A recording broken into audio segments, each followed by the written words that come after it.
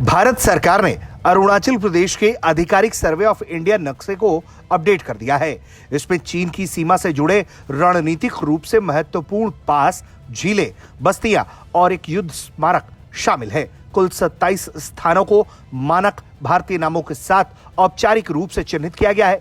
ये कदम चीन की ओर से अरुणाचल को जंगनान या दक्षिण तिब्बत कहकर बार बार नाम बदलने के प्रयासों का जवाब माना जा रहा है। भारत हमेशा से कहता है कि अरुणाचल प्रदेश उसका अभिन्न अंग है। नाम बदलने से हकीकत नहीं बदलती। यह अपडेट उस वक्त हुआ है जब भारत और चीन सीमा पर स्थिरता बनाए रखने की कोशिश कर रहे हैं, लेकिन क्षेत्रीय दावों पर कोई समझौता नहीं हुआ है। सितंबर में नई दिल्ली में ब्रिक्स शिखर सम्मेलन होने वाला है।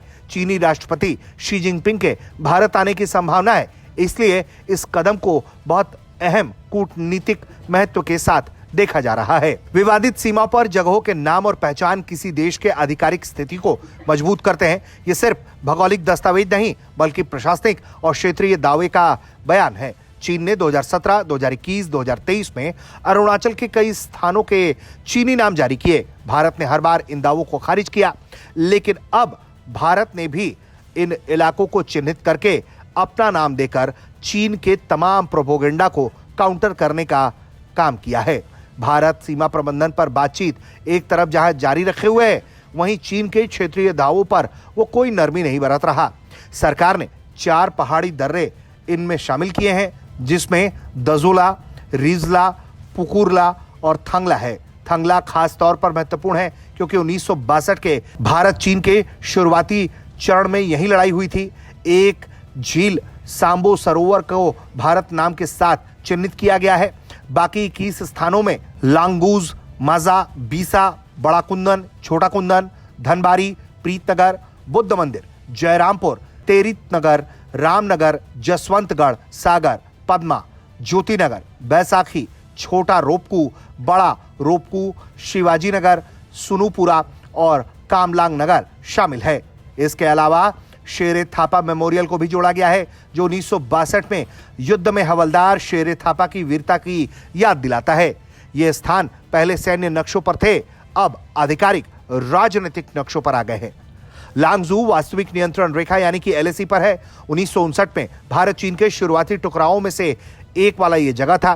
थांगला 1962 युद्ध की शुरुआत से जुड़ा है। जयरामपुर पूर्वी अरुणाचल में लॉजिस्टिक हब है, म्यांमार सीमा की ओर कनेक्टिविटी देता है। जसवंतगढ़ 1962 के संघर्ष की याद दिलाता है। ये सभी स्थान पूर्वी सेक्टर की संवेदनशीलता को रेखांकित करते हैं, जहां 1962 में भारी लड़ाई हुई थी। चीन के दावे अब भी बने हुए हैं। तवांग क्षेत्र के आसपास के स्थान भी शामिल हैं।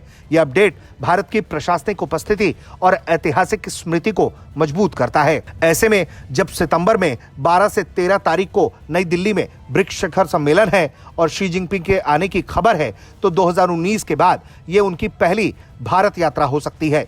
2020 के पूर्वी लद्दाख संकट के बाद संबंधों में तनाव रहा है।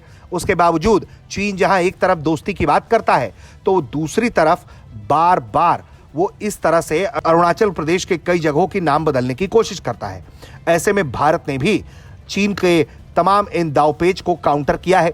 चीन लगातार इस तरह की कोशिशों को जारी रखे हुए है और दूसरी तरफ वो भारत से सीमा वार्ता भी करता है। हाल ही में 6 अगस्त को नई दिल्ली में भारत चीन सीमा मामलों पर कामकाजी तंत्र यानी कि WMCC की 36वीं बैठक हुई थी। दोनों पक्षों ने LAC पर स्थिति की समीक्षा की, सीमा प्रबंधन और शांति बनाए रखने पर जोर दिया। ऐसे में नक्शा अपडेट दोनों प्रक्रियाओं को साथ चलाने का संकेत देता है कि संवाद जारी रखो, लेकिन दावों पर अडिग रहो। अब ऐसे में भारत के इस कदम पर चीन कैसे और क्या कहता है, ये देखना होगा। ब्यूरो रिपोर्ट, भारत तक।